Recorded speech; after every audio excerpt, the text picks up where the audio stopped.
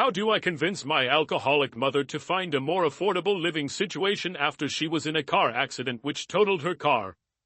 She walked away from the accident with barely a scratch, aside from the lingering stiffness in her neck, a mild case of whiplash. On the surface, it seemed like a miracle. But for me, it was another stark reminder of the chaos that had consumed her life for nearly 2 decades. My mother, 53 years old, has been battling, or rather succumbing to, alcoholism for 18 years. The seeds of her decline were planted the day she learned that my stepfather, the man she once called the love of her life and the father of my younger sister, Dawn, had been unfaithful. Their divorce followed swiftly, and it was as though a part of her soul shattered irreparably. For years, I believed she was the victim of his betrayal. She told her stories so convincingly, painting herself as the wounded party. But recently, I discovered a different version of events, one in which she might have been the first to stray. That revelation shifted the foundation of my understanding of her spiral, and yet, it didn't change the present reality. She had been drowning herself in boxed wine every night, her solace and her prison, for almost 2 decades. Her routine is tragically predictable. She goes to work, comes home, and pours herself into the embrace of cheap wine until the world blurs. For years, Dawn and I have watched this pattern with a mix of frustration and helplessness. Dawn, now 19, has taken to intercepting my mother's attempts at self-destruction by throwing out any wine she finds in the house. But our mother, stubborn and resourceful when it comes to feeding her addiction, found a way around even that. She turned her car into her private refuge, her escape. There, she could drink undisturbed, away from Dawn's watchful eyes. And then, a couple of weeks ago, the accident happened. It was a collision involving 3 cars. My mother insists that she was the victim, that she had been rear-ended and pushed into the car in front of her. But when I arrived at the scene to pick her up, her story began to unravel in the stench of alcohol that clung to her like a second skin. She swore she hadn't been drinking, claimed it was just residual from days ago. Yet, when I peeked into her purse, there it was, a water bottle filled with wine, almost empty. Her excuse was flimsy at best, an insult to the intelligence of anyone who knew her. Dawn and I braced ourselves for the aftermath, but nothing could prepare me for the grim spectacle at the tow yard. As we retrieved her totaled car, the sight that greeted us was both horrifying and deeply saddening. The back seat and trunk were littered with empty wine boxes, more than 30 in total. Each box was a silent witness to her descent, a testament to how far she had fallen. Cleaning out that car felt like sifting through the wreckage of her life, one empty box at a time. I couldn't stop my mind from replaying the scenes. Had she been drunk at the time of the accident? Did her intoxication contribute to the crash? Was someone else hurt because of her choices? These questions swirled in my head, unanswered, as the reality of the situation weighed heavily on my shoulders. This wasn't just about her anymore. It was about the lives she was endangering, hers and others. Yet, as I tried to confront her about what had happened, she stonewalled me. Her defenses, honed over years of denial and evasion, were impenetrable. I was met with anger, deflection, and an unyielding refusal to face the truth. In her mind, she was still the victim of the accident, of her circumstances, of life itself. But from where I stood, she was the architect of her own destruction, dragging us all down with her. I don't know what to believe anymore. My mother insists she was rear-ended and forced into the car in front of her, but doubt gnaws at the edges of her story. Her history, her choices, her reluctance to take responsibility, it all clouds the truth. Did she slam into the car ahead of her and then get rear-ended as a consequence? Or was she truly an innocent party, caught between 2 vehicles in a chain reaction? The answers feel like they're dangling just out of reach, locked away in the California Highway Patrol report we're still waiting for. The uncertainty is maddening. Her insurance situation only complicates things further. She's been carrying the bare minimum coverage liability insurance that barely stretches far enough to scrape through a minor fender bender, let alone a 3-car collision. And as if that weren't bad enough, The driver who hit her from behind has no insurance at all. It's a perfect storm of financial and legal headaches, with no clear way out. In the meantime, my sister and I have had to shoulder the burden of her mobility. Every morning, we take turns driving her to work, making the 20-minute journey each way. It's manageable for now, but the cracks are already showing. It's not just the inconvenience, though that's undeniable, it's the feeling of being stuck in a loop, enabling her inability to take control of her life. Each ride feels like another small step toward resentment, though I know it's not her intention. She doesn't even seem to recognize the strain she's placing on us. To her, it's as though she's entitled to our help, oblivious to the sacrifices we're making to keep her afloat. She claims she can't afford a rental car, and in fairness, that may be true. Her financial situation is dire, yet another consequence of her choices. But what stings the most is her apparent refusal to take any proactive steps to fix the mess she's in.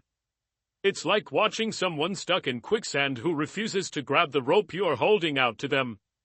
No matter how much you want to pull them out, they have to be willing to hold on. I've tried to help her in the past, God knows I've tried. A couple of years ago, I paid for her to see a therapist. At the time, it felt like a glimmer of hope, a chance for her to finally confront the demons that had been driving her to the bottom of a wine box every night.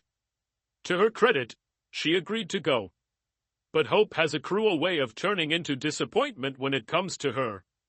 After a few sessions, I received a call from the therapist. Her voice was calm but tinged with a sadness that mirrored my own. She told me she couldn't, in good conscience, keep taking my money. My mother wasn't making any effort to change. She wasn't following through on the promises she made during therapy, promises to my sister, to herself, to us as a family. Simple things, like not drinking when Dawn was home or even taking out her AirPods when we were trying to have a conversation. Commitments so small they should have been easy victories. But for her, even those were too much. Hearing that felt like a punch to the gut.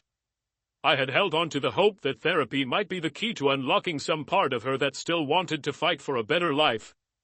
Instead, it was just another door slammed shut, another reminder of how powerless I was to fix what was broken inside her. The therapist's decision was understandable, even admirable in its integrity. But it left me adrift, wondering if there was anything left I could do. And now, here we are, trapped in a cycle that feels both inescapable and unsustainable. Every day, we drive her to work, and every day, I see the same patterns playing out. The excuses, the deflections, the stubborn refusal to confront reality. It's not just about the accident anymore, it's about everything. Her drinking, her finances, her inability to take responsibility for her own life. The weight of it all is crushing, and I can feel it pulling us down with her. I want to believe there's a way out of this, for all of us.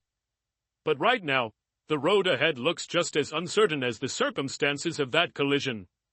And the longer we wait, the harder it becomes to see a path forward. The car accident didn't just wreck her vehicle, it also laid bare the precariousness of her financial situation.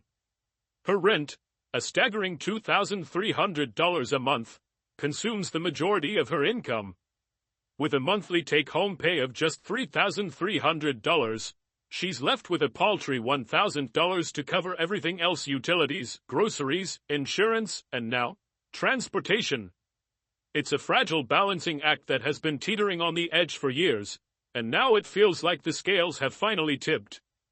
But despite the glaring reality, my mother clings stubbornly to her apartment, refusing to entertain the idea of moving. "This is my home," she says, as though those words alone could justify the untenable. She speaks about the memories, the comfort, the familiarity of the space, but all I see are the mounting bills and the widening gap between what she needs and what she can afford. Logic seems to have no place in these conversations. It's as if moving would be a concession that her life has spiraled out of control, a truth she refuses to face. Her refusal isn't just frustrating, it's maddening. This isn't about stubbornness anymore, it's about survival. And yet, she can't or won't see it that way.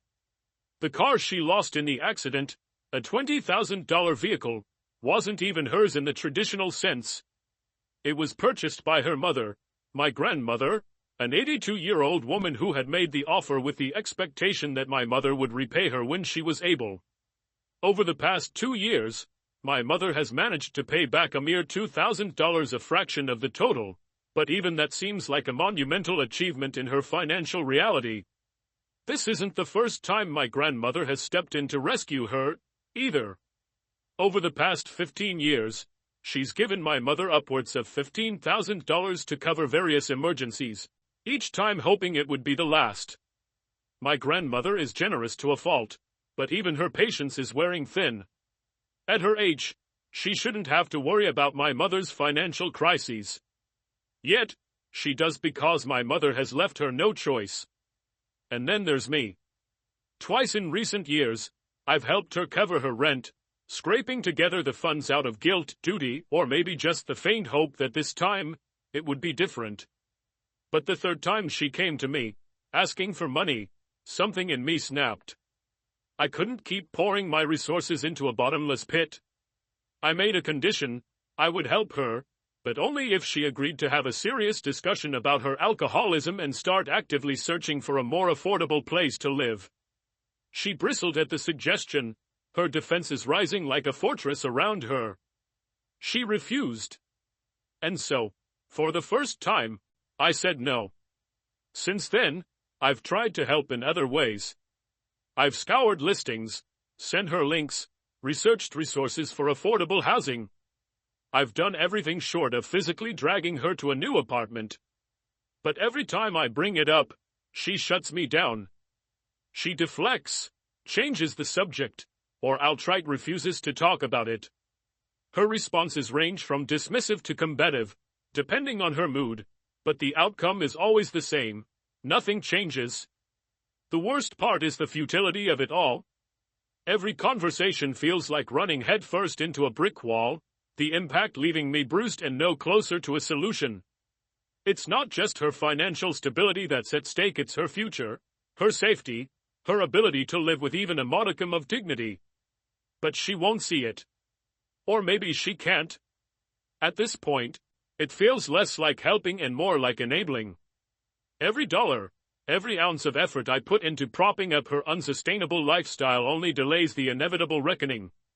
I've tried to frame it as a partnership, an opportunity for us to work together to find a solution. But she doesn't see it that way. In her eyes, it's her problem, her life, her decision. And I'm left wondering how long I can keep standing on the sidelines, watching her self-destruct, before it takes us all down with her. My mother has reached a new low, or perhaps it's just another variation of the same tired pattern. This time, it's about her engagement ring. The one from her ill-fated marriage to the man who betrayed her, the one whose memory she both clings to and despises. She says she wants to sell it to cover her rent this month. On its face, it's a practical, if tragic, solution. But instead of taking the initiative to find a buyer, she's turned to me, asking that I research jewelers, track down appraisers, and figure out where she should take the ring. It's hard not to see this as another manipulation, another way to shift responsibility onto me while subtly guilt-tripping me for not just handing over the money myself. After all, isn't that what this really is? A ploy to make me feel like I'm failing her as a son if I don't swoop in and save the day? And yet, a part of me hesitates. Because if I refuse, does that make me callous? Am I turning my back on her when she's desperate, or am I finally setting the boundaries I should have established long ago? The ring itself is a symbol of so much that's gone wrong in her life. Selling it feels like the ultimate surrender, a stark admission that she's backed herself into a corner with no way out. But even now, she doesn't seem to grasp the bigger picture. It's not just about this month's rent or next month's bills. It's about her refusal to confront the deeper issues: the drinking, the denial, the relentless cycle of bad decisions. Selling the ring might buy her some time, but it won't change the trajectory she's on. What's even more infuriating is the memory of another missed opportunity. 2 years ago, a family member, kind, generous, and clearly more patient than me, offered her a lifeline. They said she could live in their home, rent-free, while she got back on her feet.